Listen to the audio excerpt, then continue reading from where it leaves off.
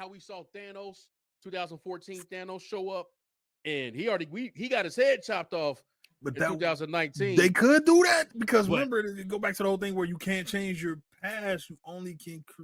So it'll be like a paradox. But you can take stuff. Cap prove you can take stuff from that. There you go. Might be some paradox work. You get where I'm going, right? There might be some paradox work. Got you. I'm with you. Damn. So along those lines. Yeah.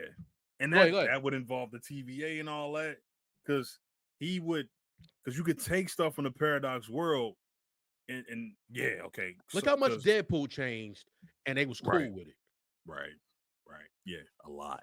Even the shit Loki was about to do, they was cool with. They weren't really worried about that Tesseract and all that bullshit that he was about to catch wreck with. They like, I need your help to stop the Prime Loki, the Loki that's killing our agents and stuff. Yeah, we ain't worried about that. Oh, the Avengers, they went back in the past. We ain't worried about that, but this happened. So they changed things, right? So they cool with the paradox. Yeah. This may be in the same vein of that. Because you got a whole universe out there. Technology, yeah. You got, think about it. You got that Thor Asgard where he took the hammer. Well, I mean, I guess he put it back. So okay, now I'm kind of getting into but it's stuff that he changed. But right? they find simple ways to explain that because that's still kind of like they was looking for the hammer. What did he go back and then like it cut? But I'm saying like, you talking about Cat clipping the branches? Yeah, they still did stuff though. Like he returned the stones, but it was still stuff that didn't originally happen that you wouldn't be able to explain, right? And he lived a whole life with an adamantium shield that we ain't got an answer for. So there's mechanisms in place to start creating different kind of stuff. There was gonna have to we're gonna have to explain those anyway. So maybe it's not a concept of like, this is just my theory. This is just my theory. This could be some super bullshit. We're not creating a new premise for what Doom could possibly do because it already has been done. To your point, are they writing a whole new thing for Doom, or are they just replacing most of the storyline parts that they were going to do for Kang and use that for Doom? Yeah. Right, like most of them go back to keep those in place.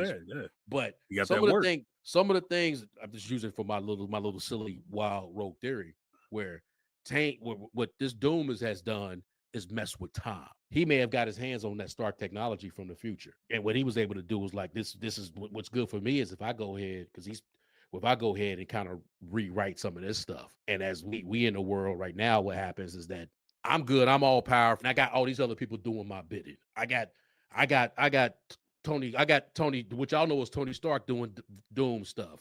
I'm just throwing those out there to be stupid as hell, but I'm just pointing out that it might be a mechanism already in place, and it could be explained by some of them silly things like, hey, Cap lived a whole nother life in the timeline. He may have started this. He may have created the Doom timeline. Yeah. Because he did something that got him a shield. Damn. And what made him vibranium, it was made of adamantium. That shield that I got over there, that's an adamantium shield. And they said they're going to bring that up in Brave New World, right? It's going to get brought up in Brave New World.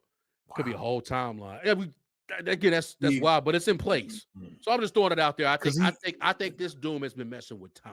Short answer. Wow. That's man. Bro, that's see now, remember how we talked about it could change? Man, I might be on the other side of this thing now, man. Like now I might be like, it's still some bullshit. I don't like it. 100%. I mean, it is, but part of me don't believe, man. I just don't believe it, bro. I really don't. I just don't believe that. Like I said, I believe in these theories, man. I really do because I don't see him coming back being Doom for 2 movies. I think he gonna be intense, man. He talented, bro. Like we just saw him in Oppenheimer, man. He played a villain, man. He can play a villain. We know that. Like he got the chops to pull it off. Like 100%. He can do it.